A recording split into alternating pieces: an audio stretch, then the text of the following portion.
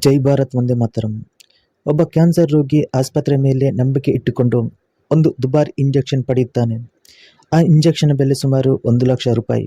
ಆದರೆ ಅದೇ ವಾಯಲ್ ಅನ್ನು ಪರೀಕ್ಷಿಸಿದಾಗ ಕ್ಯಾನ್ಸರ್ ವಿರುದ್ಧ ಹೋರಾಡಬೇಕಾದ ಸಕ್ರಿಯ ಔಷಧಿಯ ಅಂಶದ ಪ್ರಮಾಣವೇ ಇಲ್ಲದಷ್ಟು ಕಡಿಮೆಯಾಗಿದ್ದು, ವಾಯಲ್ನಲ್ಲಿ ಈಕಾಯಿಲ್ ಬ್ಯಾಕ್ಟೀರಿಯಾ ಪತ್ತೆಯಾಗಿದೆ.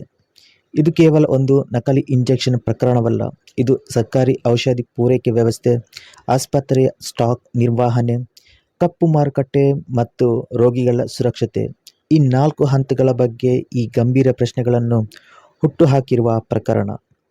ದೆಹಲಿ ಪೊಲೀಸರು ದುಬಾರಿ ಕ್ಯಾನ್ಸರ್ ಮತ್ತು ಇಮ್ಯುನೊಥೆರಪಿ ಔಷಧಿಗಳ 22 ವಾಯಲ್ಗಳನ್ನು ವಶಪಡಿಸಿಕೊಂಡು ಆರೋಪಿಗಳನ್ನು ಬಂಧಿಸಿದ ನಂತರ ಈ ಪ್ರಕರಣ ಬೆಳಕಿಗೆ ಬಂದಿದೆ.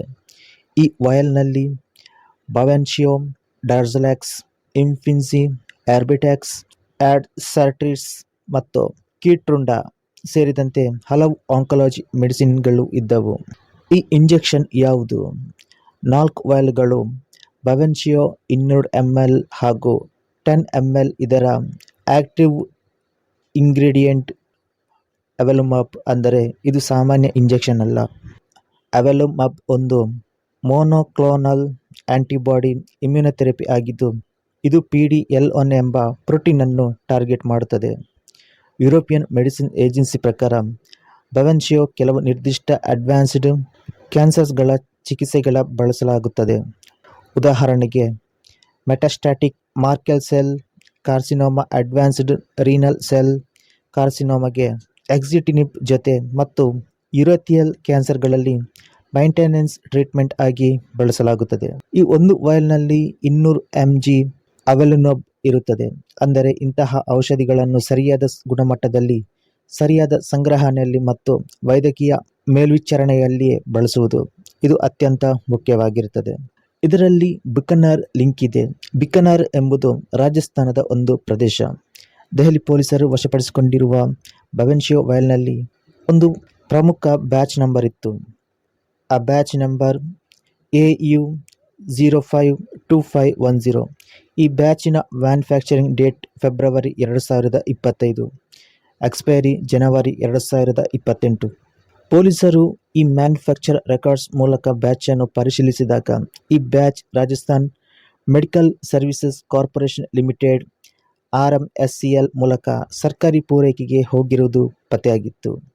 ಅದೇ ಬ್ಯಾಚಿನ ಔಷಧಿಗಳನ್ನು ಜೈಪುರ್, ಜೋಧ್ಪುರ್, ಉದಯಪುರ್ ಮತ್ತು ಬಿಕನರ್ ಸೇರಿದಂತೆ ಹಲವು ಸರ್ಕಾರಿ ಆಸ್ಪತ್ರೆಗಳಲ್ಲಿ ಪೂರೈಕೆಯಾಗಿತ್ತು. ಅಲ್ಲಿಂದಲೇ ತನಿಖೆ ದೊಡ್ಡ ಪ್ರಶ್ನೆ ಶುರುವಾಗಿದೆ. ಈ ಔಷಧಿಗಳು ಸರ್ಕಾರಿ ವ್ಯವಸ್ಥೆಯ ಮೂಲಕ ಅರ್ಹ ಕ್ಯಾನ್ಸರ್ ರೋಗಿಗಳಿಗೆ ಚಿಕಿತ್ಸೆ ಬಳಸಬೇಕಾಗಿದ್ದವು. ಅಂದರೆ ಇಲ್ಲಿ ಪ್ರಶ್ನೆ ಕೇವಲ ನಕಲಿ ಔಷಧ ಎಲ್ಲಿಂದ ಬಂತು ಎನ್ನುವುದಲ್ಲ, ಈ ಸರ್ಕಾರ ಸಪ್ಲೈ ಚೈನ್ನಲ್ಲಿರುವ ಔಷಧಿ ಯಾರ ಕೈಯಲ್ಲಿ, ಯಾವ ಹಂತದಲ್ಲಿ, ಹೇಗೆ ಡೈವರ್ಷನ್ ಆಯಿತು ಎಂಬುದು.